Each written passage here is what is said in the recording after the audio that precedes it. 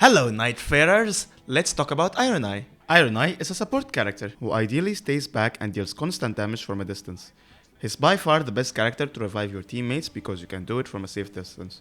He has infinite arrows, so you never need to worry about ammo like you do in base Elden Ring, or FP like with mage characters. This makes his playstyle feel very foreign to Souls games, because if you add to that the fact that you can actually aim bows in this game without having to clunkily zoom in to first person, you get a playstyle that is by far the most different from anything that exists in base game Elden Ring. Iron Eye is one of the easier characters to learn and play somewhat effectively, but there are so many small things that you need to learn to actually be a proficient with this class. And in this video I'm going to try to cover as many of these small things as I can. We're gonna start with more basic tips and get more advanced as the video goes on. So, without further ado, let's get to it. First, a quick rundown over his abilities, so that we're all on the same page. His passive, Eagle Eye, lets you and your teammates find more drops from enemies. It applies to your teammates at all times, everywhere, and you really don't need to overthink this one. It's just a nice passive to have. His skill is marking. You dash to apply a mark on your enemy that makes them take more damage. We're gonna talk much more about this later. And finally, his ultimate is single shot. You fire a very strong shot that goes through shields, terrain, and it has a huge area of effect, so it damages anything in its path. And like all offensive ultimates, it can interrupt boss attacks. It's also very good at reviving teammates. You can also hold it to free aim it. It's not like it gets more damage that way, or that you actually need to aim it, but this is more to extend the invincibility window that you get by using this ultimate. Now let's go over the tips that we actually have today. So at number 1 we have, don't use crossbows, great bows or ballistas. You might reasonably assume that with bows having a complete overhaul and Iron Eye getting a different moveset for them, that all these ranged weapon classes also benefit from using this character. But the sad fact is, they don't. These weapons still suck and you should never use them. Crossbows and ballistas still get 0 scaling, and they're just as mind-numbingly slow as they are in the base game. While great bows are not as bad, but they scale more off of strength than dexterity, and that means it's better to use them as Raider or Guardian instead of Iron Eye. Number 2. Light bows are not faster. It's easy to come from Elden Ring, look in this game, find that your light bow deals less damage than your longbow, but you still use the light bow anyway because you rightfully think that it is faster. But it isn't. Because in this game, light bows and longbows are just one class, and they get the exact same moveset. Only Iron Eye can use rolling and jumping shots like you do with base game light bows, while other characters handle light bows like you handle longbows in vanilla Elden Ring. What this means is that you should always pick the bow that deals the most damage. Number 3. Keep your enemies marked at all times. This is by far the most important tip for this class. If you're not doing this, then you're just playing him wrong.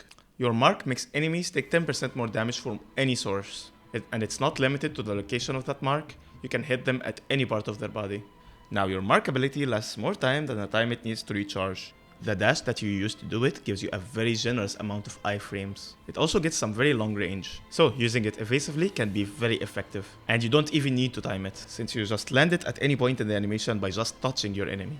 You can also line up multiple enemies and mark them all at once with one use. So as you see, it's very easy to apply and it's very beneficial. So there is no reason not to have every boss be marked at all times. Number 4. Detonate your marks. If you deal enough damage to a marked enemy, the mark explodes, dealing very heavy damage and stance damage.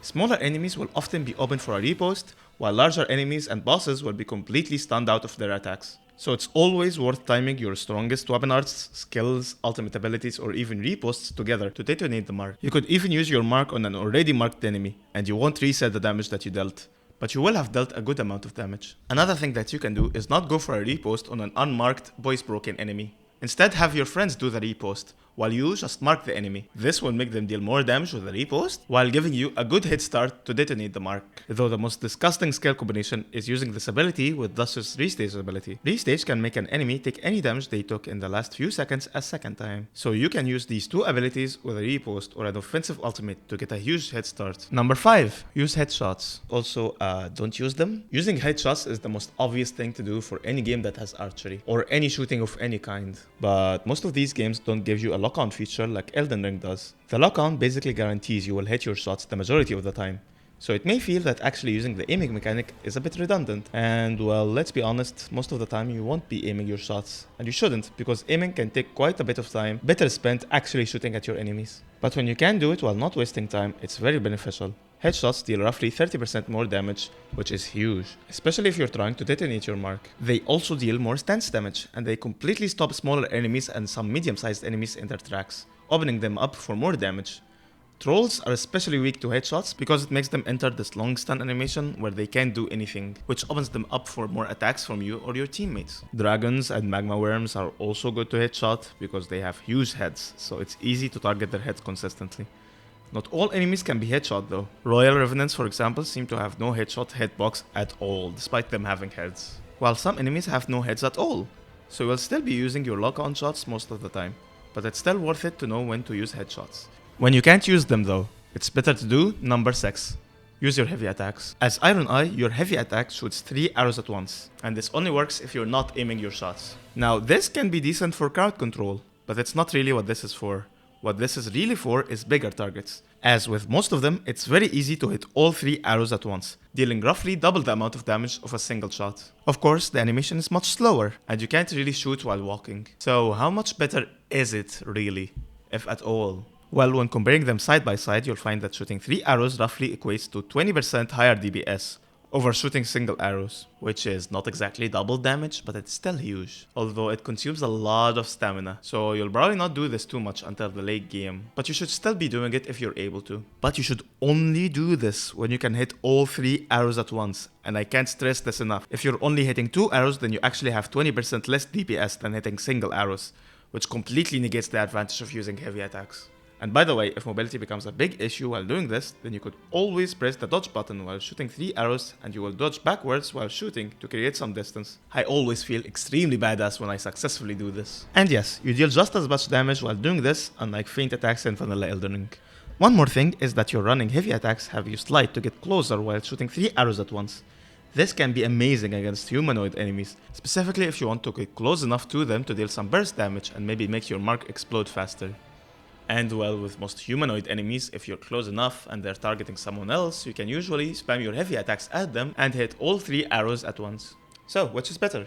Headshots or heavy attacks? Well, headshots will give you more DPS. They also give you more mobility and you can do them from a longer distance. But if you're missing your shots entirely while trying to do them, then just don't bother.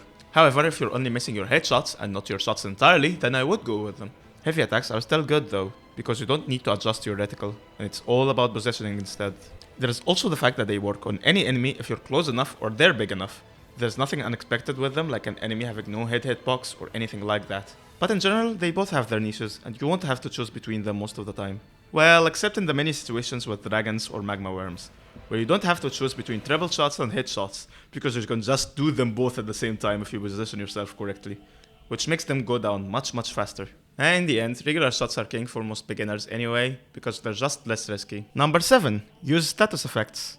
In Elden Ring Nightreign, status effects scale with the arcane stat, meaning that you can apply them faster the more arcane your character has. And our archer here is tied with Revenant for the character that has the second highest arcane stat. And of course number 1 is Executor. Now add to that the fact that Iron Eye is constantly applying status effects from a safe distance, and he can seriously give Executor a run for his money when it comes to applying status effects. There are so many perks in this game that synergize with status effects. You can usually find perks that make you deal more damage if a certain status effect is proc nearby, so even though bows that have status effects on them may deal less damage than other bows, it's almost always worth using them over the other ones. Now, if the status effect that you're using is poison or frostbite, where as opposed to bleed you need to wait for the status effect to end before you can apply them, then switching to another bow that deals more damage can be worth doing, until you can start reapplying that stats effect again. Number 8. Know which perks apply to you. Like in base game Elden Ring, anything that has successive attacks in its description will have 0 effect on you. So perks that give you health regen on successive attacks negate damage, the 2 sword insignia talismans, Millicent's prosthesis, and the thorny crack tier all don't benefit you at all. The game is kinda inconsistent on this, however. If something gives you health or FP on each attack, then it does work with Iron Eye,